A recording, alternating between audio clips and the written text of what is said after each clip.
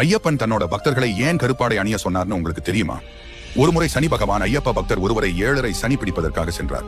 அப்போது அங்கு வந்த ஐயப்பன் சனி பகவானை தடுத்து நிறுத்தி, எனது பக்தரை ஏன் தண்டிக்கிறீர்கள் என கேட்டார். அதற்கு சனி பகவான், அந்த பக்தருக்கு 7:30 ஆண்டு காலம் சனி தொடங்கியது, அதனால் அவரை பிடிப்பதற்கு செல்கிறேன். இந்த பூமியில் மானிடராய் பிறந்த ஒவ்வொருவரும் 7:30 ஆண்டு காலம் சனியின் துன்பத்தை அனுபவித்து ஆக வேண்டும். அதற்கு யாரும் விதிவிலக்கல்ல என ஐயப்பனிடம் கூறினார். சரி, இனிமேல் நீ தரும் தண்டனைகளை என்னிடம் சொல். அந்த தண்டனைகளை ஒரு மண்டல காலத்திலேயே அனுபவிக்குமாறு நான் என் பக்தர்களுக்கு விரத முறைகளாக வகுத்து தருகிறேன் என்றார் ஐயப்பன். நான் 7:30 ஆண்டுகள் தரும் தண்டனையை ஒரு மண்டலத்தில் எப்படி தர முடியும் என சனி பகவான் ஐயப்பனிடம் கேட்டார். அதற்கு ஐயப்பன், கவலைப்படாதே சனீஸ்வரா, என்னுடைய பக்தர்கள் காலை மாலை இருவேளையிலும் குளிர்ந்த நீரில் நீராடுவார்கள். காலில் காலணிகளை அணிய மாட்டார்கள். தரையில் மட்டுமே படுத்து உறங்குவார்கள். கடுமையான பிரம்மச்சாரிய விரதத்தை கடைபிடிப்பார்கள்.